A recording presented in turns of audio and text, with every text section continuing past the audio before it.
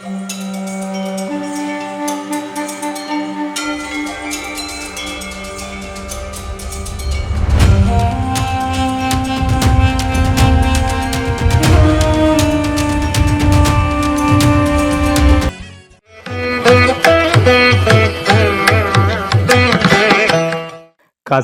రాచకొండ విశ్వనాథ శాస్త్రి స్టైల్లో మాట్లాడుకుందాం.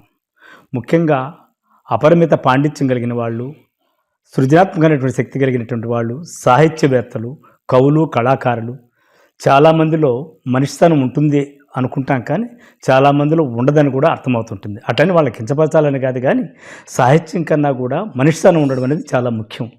అలాంటి వాళ్ళు సభలు సమావేశాలు వెనక టీలు స్నాక్స్ ఇస్తూ, కార్యక్రమాలు చదువుతూ, అక్కడ సంబంధించిన ఏర్పాట్లు చేసేటటువంటి సామాన్య సాహిత్య అభిమానులు ఉన్నటువంటి మనిషితనం మరి ఎక్కడా కనిపించదు. అలాంటి అరుదైన మనుషుల్లో ముఖ్యంగా ప్రసాద్ గారు ఒకరని చెప్పేసి మనం చెప్పక తప్పదు. ఎందుకంటే ఆయన ప్రతి సమావేశంలోనూ ఉంటారు, ప్రతి చోట క్రియాశీలకంగా ఉంటారు. అలాంటి వ్యక్తి గురించి మనం ఇప్పుడు కాసేపు మాట్లాడుకుందాం.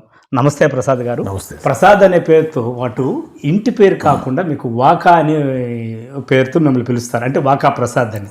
వాకా అనేది ఇంటి పేరు కాదని మాత్రం అర్థం అవుతుంది. ఇంటి పేరేనా? కానీ వాకా కార్స్ ఏదో అనేసి అంటారు, అది ఎట్లా వచ్చింది సార్ పేరు? యాక్చువల్గా నాకు చిన్నప్పటి నుంచి వ్యాపారం చేయాలని కోరిక సార్. 2007 ఆ ప్రాంతంలో, అంటే అక్కడికక్కడికి డబ్బులు ఉండేవి మాకు. అది ఇన్సూరెన్స్ సర్వేయర్గా వర్క్ చేసుకుంటూ ఉన్నాను. అంటే వ్యాపారం చేయడానికి తగిన పెట్టుబడి లేదు, చేయాలని కొరకు చిన్నప్పటి నుంచి ఉంది. సరే, రాయచోట్లో ఒకసారి మా ప్రాపర్టీస్ కొంచెం మంచి రేట్ వచ్చాయి, దాన్ని అమ్మేశాను. నేను ఒక కథ రాశాను, మా నాన్నే అని, దాంట్లో ఇదంతా రాశాను అనమాట. అప్పుడు ఈ సర్వేయర్గా ఉన్నాను, ఆటోమొబైల్ ఇండస్ట్రీతో పరిచయం ఉంది. సరే, ఆటోమొబైల్స్తో ఉండు సాహిత్యం పట్ల అప్పుడే కొంత అభిమానం, ఆసక్తి ఉందన్నమాట. సాహిత్యము నాకు మొదట, నేను ఎప్పుడు 84, 85 అప్పుడే నామిని సుబ్రహ్మణ్యం గారిది పచ్చనాకు సాక్షి కానీ ఉదయంలో వచ్చేది. ఇంకా ఈ ఆదివారం అనుబంధం పుస్తకాలు చదవడము, ఇటువంటివన్నీ నాకు అది 10th క్లాస్ నాకు గుర్తుండి 10th క్లాస్ నుంచి చదువుతున్నాను.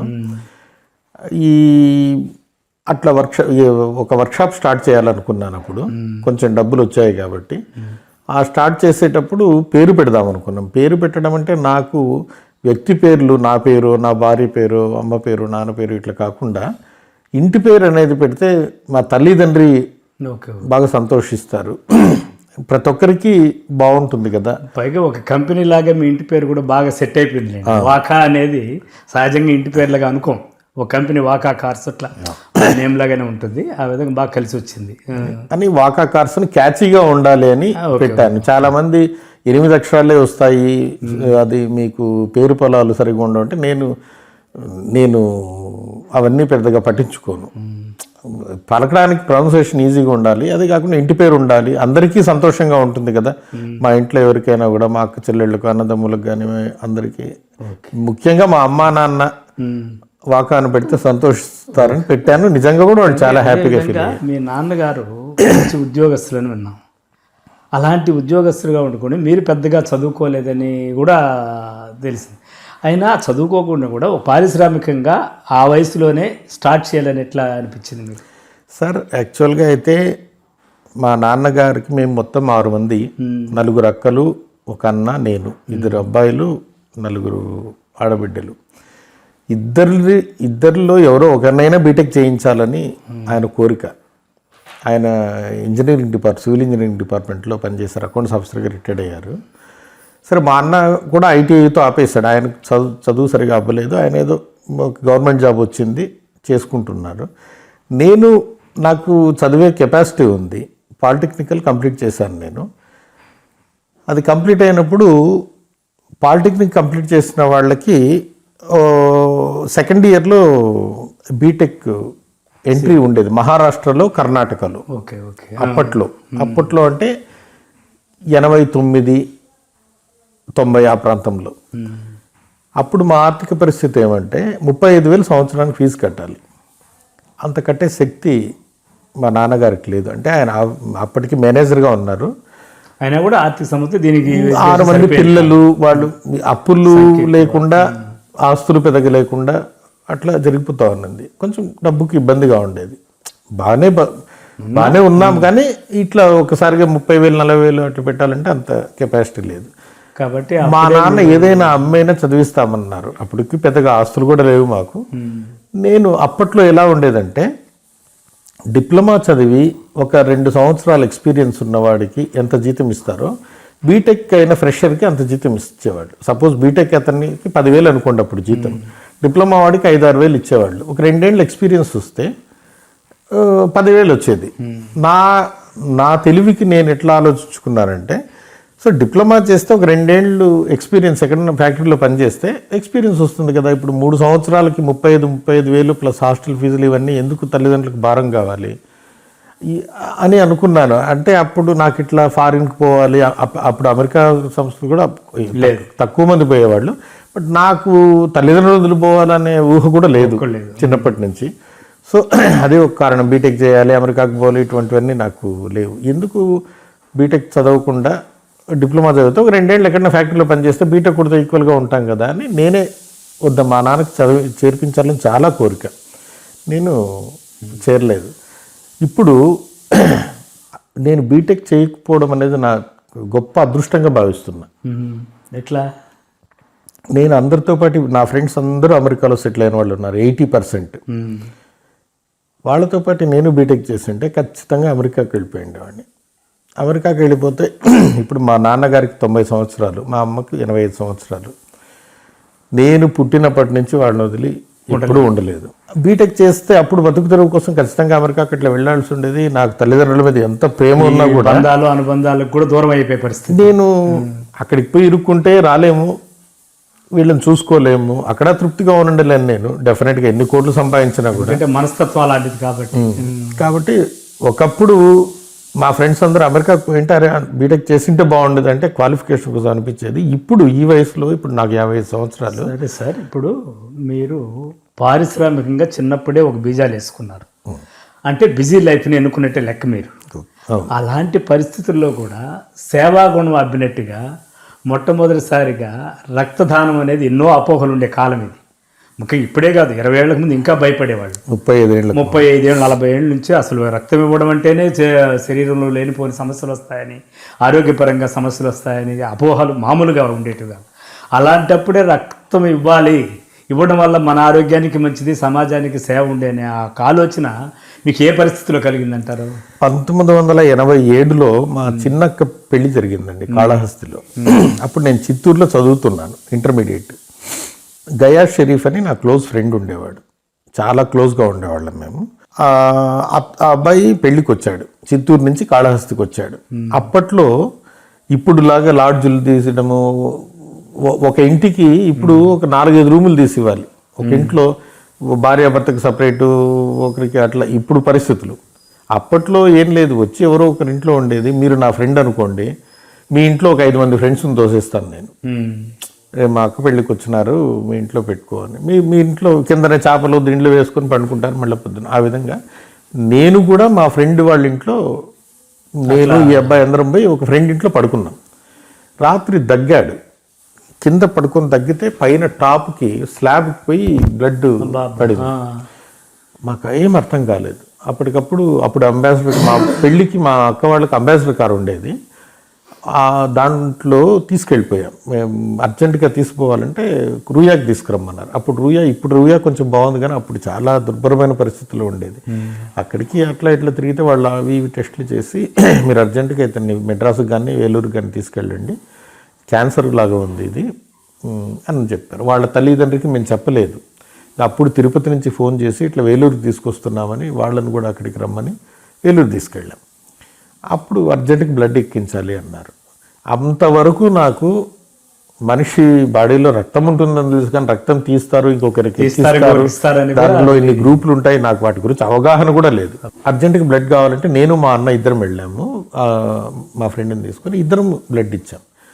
అప్పుడు బ్లడ్ బ్యాంక్లో నీది ఏబీ నెగిటివ్ గ్రూపు 0.06%, 0.06% ఉంటుంది మొత్తం ప్రపంచ జనాభాలో చాలా రేర్ గ్రూప్. చాలా అరుదైనటువంటి గ్రూప్ అదే. మీ బ్లడ్ చాలా విలువైంది ఇతరులకి.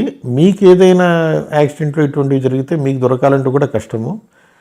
సో మీరు చాలా జాగ్రత్తగా ఉండాలి. వీలైతే మీరు బ్లడ్ డొనేట్ చేస్తే మంచిదని సిఎంసి వేలూరు హాస్పిటల్లో చెప్పారు. అది నాకు మైండ్లో రిజిస్టర్ పడిపోయింది.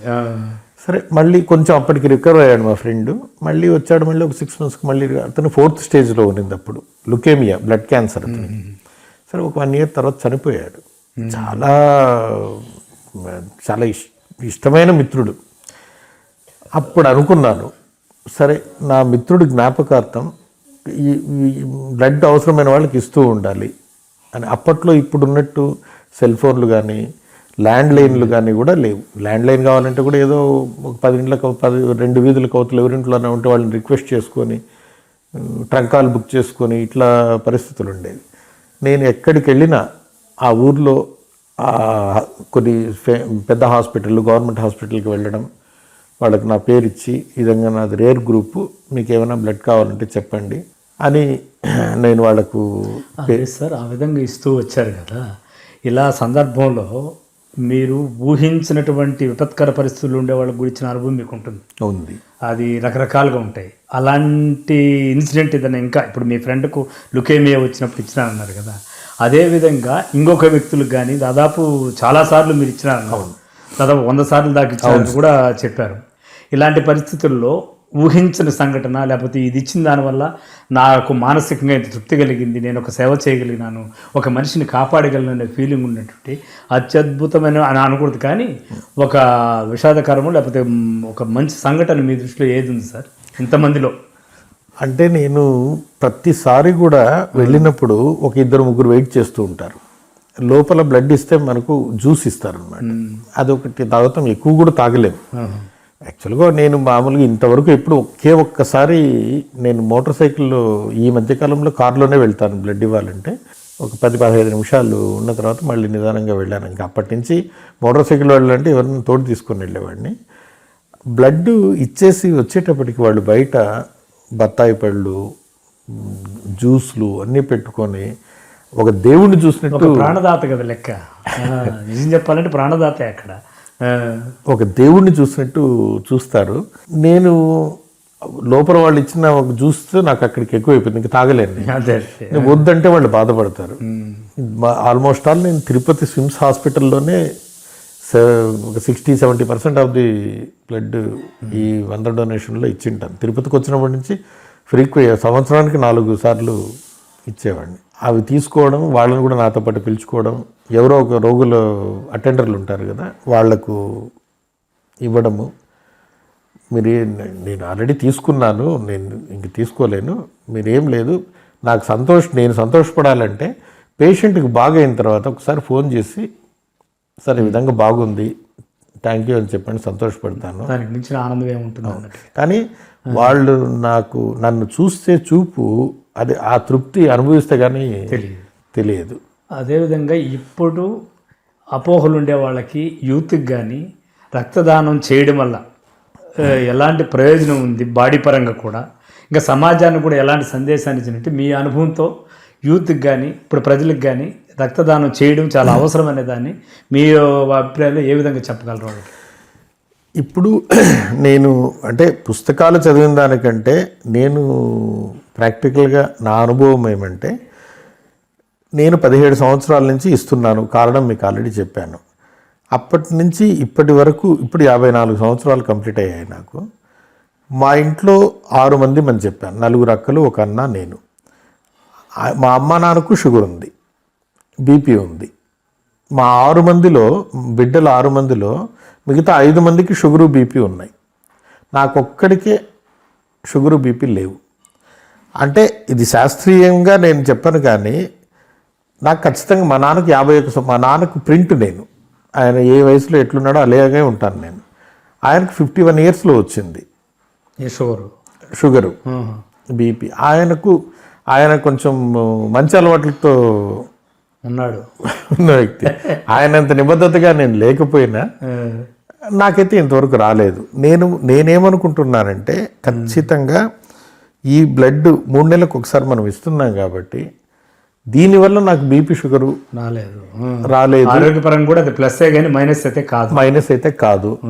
ఇన్నిసార్లు ఇచ్చానంటే నేను కరెక్ట్గా డైరీలో రాసి లెక్క పెట్టుకోలేదు కానీ 100 ఖచ్చితంగా 110 వరకు అనుకున్నాను. ఒక 10 తగ్గించుకున్నా 100 100 అయితే మాత్రం గ్యారంటీ. నేను ఒక 4 రోజుల ముందు కూడా ఇచ్చేసి నేను ఇవ్వకూడదు అనుకుంటే కూడా నన్ను ఉండనివ్వరు.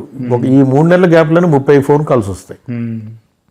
నేను అది నోట్ చేసుకొని ఆ 3 months కంప్లీట్ అయితేనే పోయి ఇస్తుంటాను అనమాట. ఇప్పటి వరకు ఒక్కసారి చెప్పాను కదా, ఒకసారి గిడ్డినెస్ లాగా వచ్చింది. ఇంతవరకు నాకు హెల్త్ ప్రాబ్లం కానీ అప్పుడప్పుడు జ్వరము జలుబు దగ్గు వస్తుంటాయి పోతుంటాయి. నేను ఈ రక్తదానం చేయడం వల్లనే ఇంత ఆరోగ్యంగా ఉన్నానని నేను నమ్ముతున్నాను. ఇంకొకటి ఏమంటే బ్లడ్ షుగర్ నాకు వచ్చిందా రాలేదని పక్కన పెట్టేద్దాం. ఇన్ని రోజులు 17 సంవత్సరాల నుంచి ఇంతవరకు ఇస్తున్నాను, నేను ఆరోగ్యంగా ఉన్నాను, బాగున్నాను. కాబట్టి నా అటువంటి వాళ్ళు 3-4 తిరుపతిలో ఉన్నారు. ఒక 60 సార్లు 70 సార్లు 80 సార్లు ఇచ్చిన వాళ్ళు. వాళ్ళకు కూడా బీపీ షుగర్ లేవు. నేను దీని మీద రీసెర్చ్ చేయలేదు కానీ నా క్లోజ్ సర్కిల్లో చేశాను. సో నేను ఇప్పుడు ముఖ్యంగా పెద్దవాళ్ళు ఇప్పుడు బీపీ షుగర్ ఉంటే తీసుకోరు, కొంచెం హెల్తీగా ఉండాలి. 18 సంవత్సరాల నుంచి 60 సంవత్సరాల వరకు బ్లడ్ ఇవ్వచ్చు. ముఖ్యంగా ఇది ఇంటర్మీడియట్ డిగ్రీ స్టూడెంట్స్కి వాళ్ళకు నేను చెప్పబోయేది ఏమంటే ఖచ్చితంగా రక్తదానం మనం చేయాలి. ఫస్ట్ మన ఆరోగ్యం బాగుంటుంది. విద్యాదానం అన్నదానం కంటే గొప్పది రక్తదానం, చాలా గొప్పది. ఎందుకంటే విద్యాదానం ఇవ్వాలంటే కూడా మనకు తెలివి ఉండాలి, మనం చదువుకోవాలి, మన మెదడులోకి ఎక్కించుకుని ఒకరికి చెప్పాలి.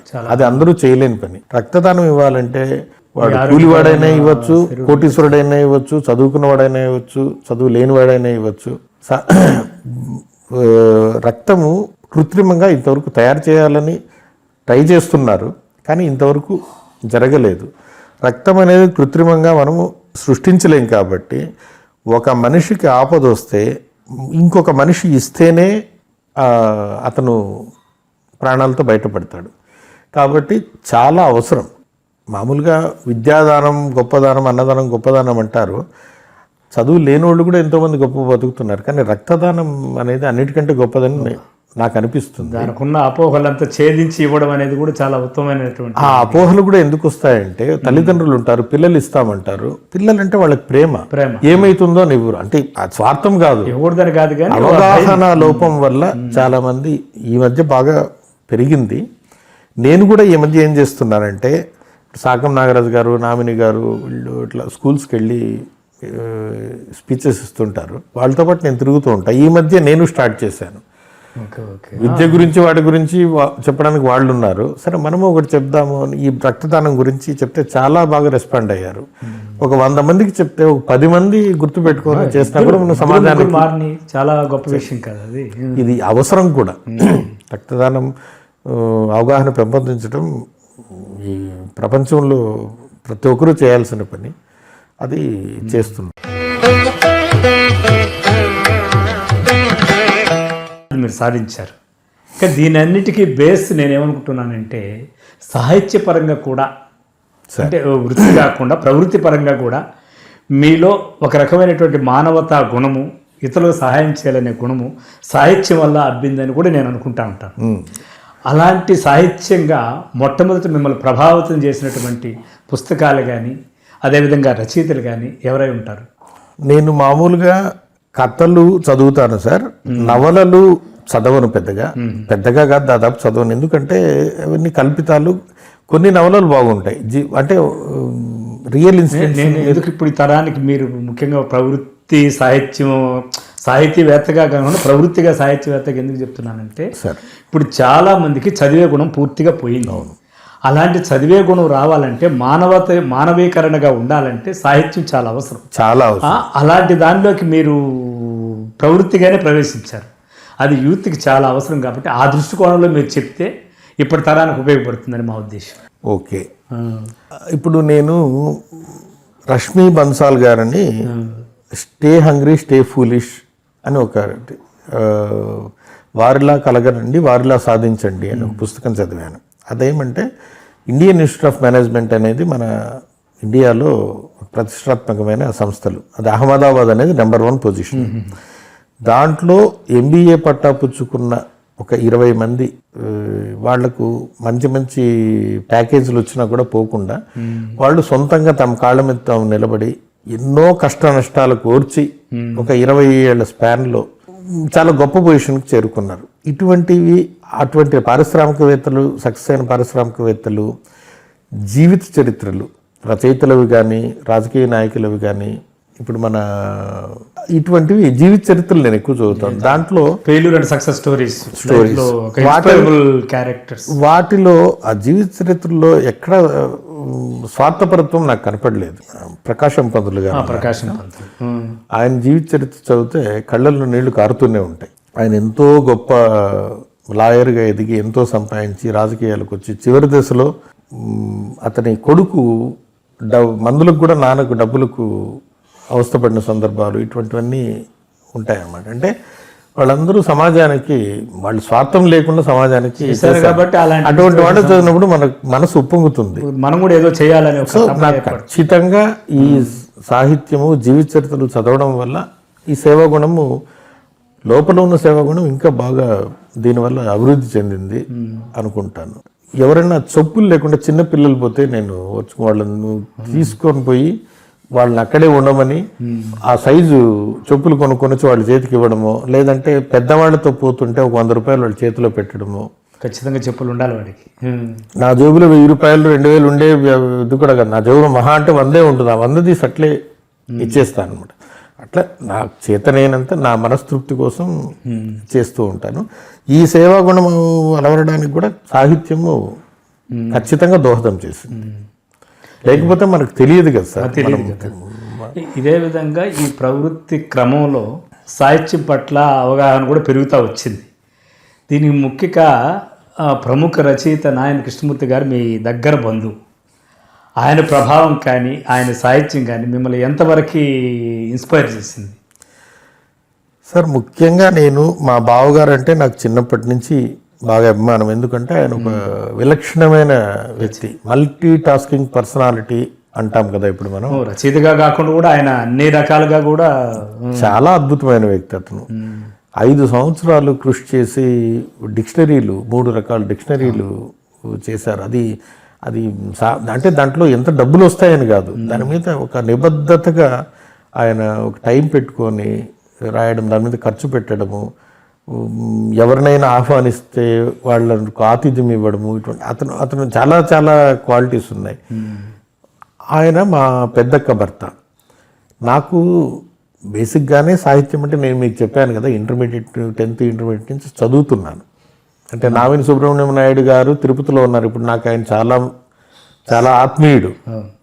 ఆయన నేను 84, 85 సంవత్సరం, ఒక సంవత్సరం అటు ఇటు ఉండొచ్చు, ఉదయం పెట్టిన కొత్తల్లో పచ్చనాకు సాక్షి కానీ ఎంత ఇష్టం అంటే నాకు అంత ఇష్టమైన గ్రామీణ జ్యోతి వీక్లీ వచ్చిందంటే ఆ రోజుల్లో దీనిలో ఉదయంలో వచ్చేటప్పుడు అవును విపరీతంగా ఎదురు చూసి చదివేవాళ్ళం సార్ మేమంతా కూడా. నేను మళ్ళీ తర్వాత తిరుపతికి వచ్చి 1992లో అట్లా తిరుపతిలో సెటిల్ అయ్యాం. అది చదివేటప్పుడు నేను చిత్తూరులో ఉన్నా. మీరు నమ్మండి నమ్మకపోండి, ఒక్కసారి తిరుపతిలో ఉంటాడు కదా ఆయన నామిని సుబ్రహ్మణ్యం సారు, ఒక్కసారి పోయి ఆయన షేక్ హ్యాండ్ ఇస్తే పరిచయం చేసుకోవాలి అని కోరుకుండేది నాకు. అంటే ఆ సాహిత్యం మీద పిచ్చి. దీనికి దోహదం చేసింది ఎందుకంటే మా బావగారు ఆయనకు మిత్రులు ఉన్నారు. ఆయన కూడా ఇదే చాలా సహాయాలు చేస్తాడు. ఒక చేతితో చేసింది ఇంకో చేతికి తెలియకుండా చేస్తాడు అన్నమాట. చాలా ప్రేమాస్పదుడు, చాలా స్నేహితులను ఆదరిస్తాడు. స్నేహితులు అతనంటే ప్రాణం పెడతారనమాట. ఇవన్నీ చూసి నాకు సాహిత్యం మీద మా భావ ప్రభావం కూడా, సాహిత్యం మీద మక్కువ పెరగడానికి మా భావ ప్రభావం కూడా ఉంది. పుట్టుకతోనే నాలో కొంచెం ఉంది, ఆయన వల్ల వచ్చింది. ఇంకొకటి ఏమంటే అసలు నాకు ఈరోజు మీరు నన్ను ఇంటర్వ్యూ ఇంతవరకు నేను నా జీవితంలో మొదటి ఇంటర్వ్యూ, నన్ను ఒకరు ఇంటర్వ్యూ చేస్తారు నేను ఇంటర్వ్యూ ఇస్తానని కూడా నేను ఎప్పుడు ఎక్స్పెక్ట్ చేయలేదు. ఇది ఒక సంతోషకరమైన సందర్భం. దీనికి కూడా కారణము మా బావగారే. ఎందుకంటే ఆయన మిత్రులు తిరుపతిలో ఉద్దండులు ఉన్నారు. సాహిత్యం మధురాంతకం నరేంద్ర గారు, కేఎస్వి నరసింహం గారు, మౌని గారు, నామిని సుబ్రహ్మణ్యం గారు, సాకం నాగరాజు గారు, ఇంకా చాలామంది. వాళ్ళందరితో సాన్నిహిత్యము ఆయన యొక్క వాకా ప్రసాద్ నారాయణ కృష్ణమూర్తి బావమరిది. అవును, అట్లే మా అందరికి కూడా అదే విధంగా లేబుల్ బాగా గుర్తు. అది ఒక స్పెషల్ ఐడెంటిటీ. ఇంకా మీ అందరితో నేను కలిసి ఉండడము. అదేవిధంగా సార్ నారాయణ కృష్ణమూర్తి సార్ది ఇష్టమైన రచన మీకు ఏమన్నా చెప్పాలంటే? ఎన్నో అన్ని చాలా బాగుంటాయి, అందులో బాగా మీకు ఇష్టమైన రచన? సార్ బావగారు జయం అని ఒకటి రాశారు, భారతం సంబంధించి. మహాభాగవతం 2 భాగాలు రాశారు, రామాయణం రాశారు. అవన్నీ చాలా సరళమైన భాష, అంటే చిన్న స్టూడెంట్స్ కూడా అర్థం. ఈ మధ్యన ఆయన నవంబర్ 12వ తేదీ ఆయన పుట్టినరోజుకి ఆముదాల మురళి గారిని శతావధాని ఉన్నారు, ఆయన పనిచేసే స్కూల్లో ఇద్దాము అంటే 100 బుక్కులు తెప్పించి ఆ పిల్లలకు పంచాం. నాకు అన్నిటికంటే ఆయన నవలలు రాశారు, కేలా, కాటుక కరిగిపోయింది, ఇంకా 5-6 నవలలు రాశారు. అవన్నీ కూడా సమాజం మీద ఆయనకున్న, సమాజంలో జరుగుతున్న అసంతృప్తికర సంఘటనల మీద ఆయనకున్న ఆవేదనని ఆయన చక్కగా వ్యక్తీకరించి రాశారు. నవలలు కానీ కథలు కానీ. ముఖ్యంగా ఏం లేదు అనే ఒక కథా సంకలనం వచ్చింది. దాంట్లో ఒక్కొక్క కథ ఒక్కొక్క మాస్టర్ పీస్.